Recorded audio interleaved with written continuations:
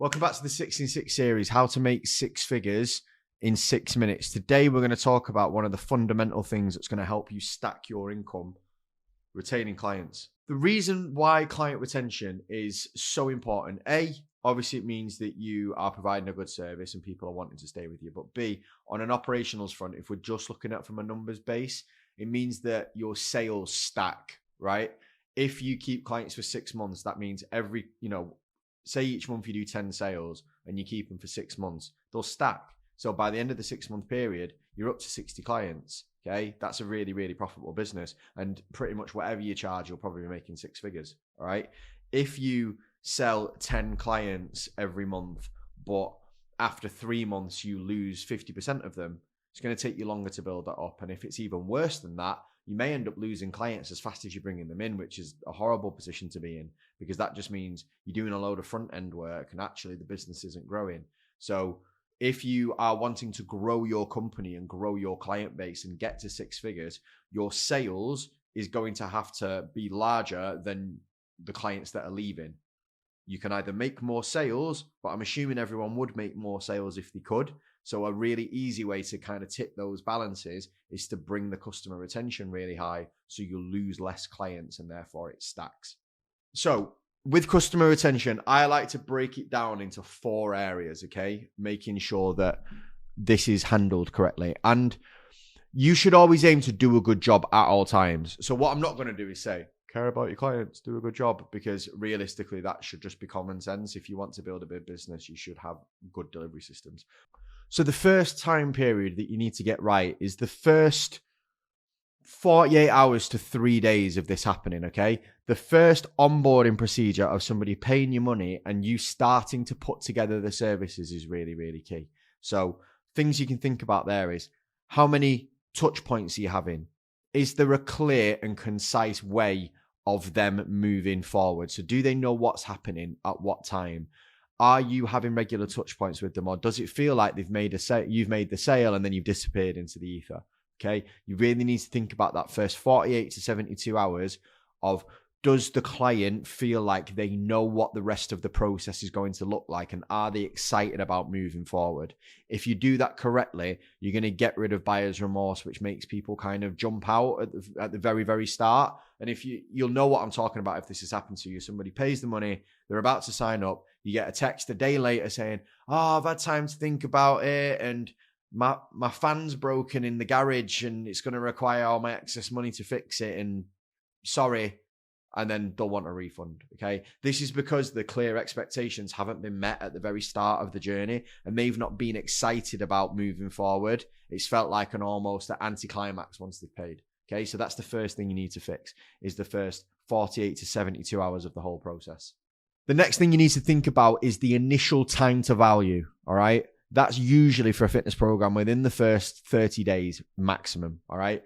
And the time to value for your particular product, time to value means like, how long is it? Well, I interpret it as, how long is it before the customer feels like they're getting value for their money? Okay, they're getting the returns on what they've invested. So for us in our business, we look at how long it takes for the client to make their first sale and start making the money back for the program that they've paid for. That's our time to value, okay? And then we have a time to profit where they're actually in profit for the business. For you, it's like when they see their first result, when they get their first big win. And you need to make sure that that process is as soon as possible, because the longer the time to value, the more trust you're expecting a client to have in you, and the harder it is to keep them on board. If you get really big wins quickly for your clients, you will get a high amount of buy-in from them at the very start of the process, which is going to make the rest of the journey much, much easier. And in our kind of recording and understanding how this works, the majority of your client dropouts are going to be within the first 30 days.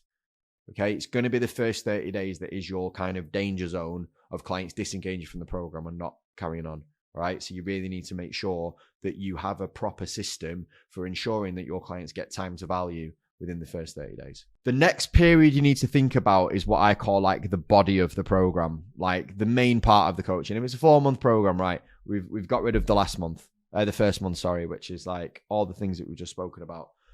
The problem that you can get them with the rest of the program is then they just lose the way a little bit and they can kind of disengage or get demotivated, because it happens, right? It's a natural fluctuation.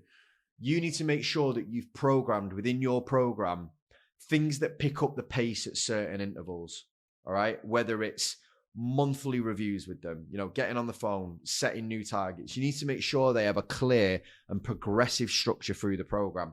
If it just feels like every week is more of the same, then they're going to disengage from it unless they're extremely highly motivated, which you can't rely on as a business, okay? So even though as a coach, you may feel that the plan is working and doesn't need changing and they just need to carry on doing what they're doing, unless they are seeing incredibly rapid results week on week, you are going to have to think like a business and add some things into the process to keep their excitement alive throughout those 4 months. That might be changing the program more often than you normally would from a scientific standpoint.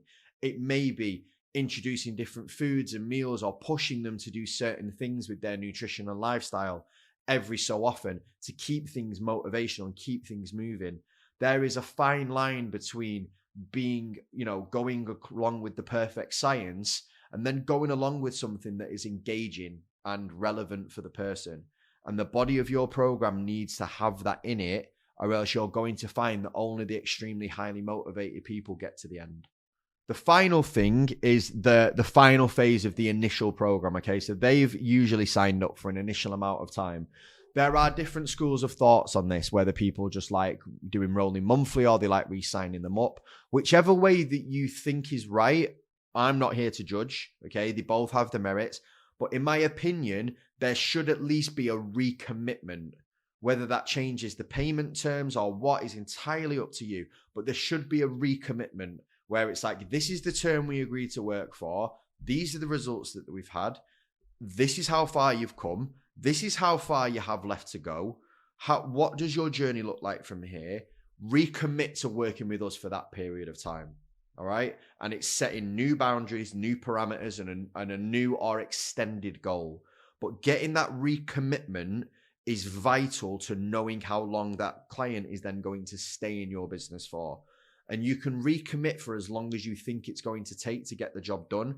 What I don't like is just having a random rolling monthly where there's no real recommitment, because generally you'll just get massive spikes of leavers. And what you won't be able to do is fix the problem. There'll be nowhere to go, right, that recommitment isn't working. We need to look at a different way of doing it, or we need to do it earlier, or we need to do it in a different way. If you just do rolling monthly, there's nothing to fix because you can't isolate the data. And people who do that maybe don't understand what it takes to run a really detail-orientated coaching company because they don't run one, which is fine. But if I'm advising you on doing it, I would always have that recommitment, because then it's a process that you can work on and get better at. All right. So those are the 4 key concepts of getting great client retention. Make sure you have them all. Make sure you subscribe to the channel and hit the bell notification to let you know when we do more videos.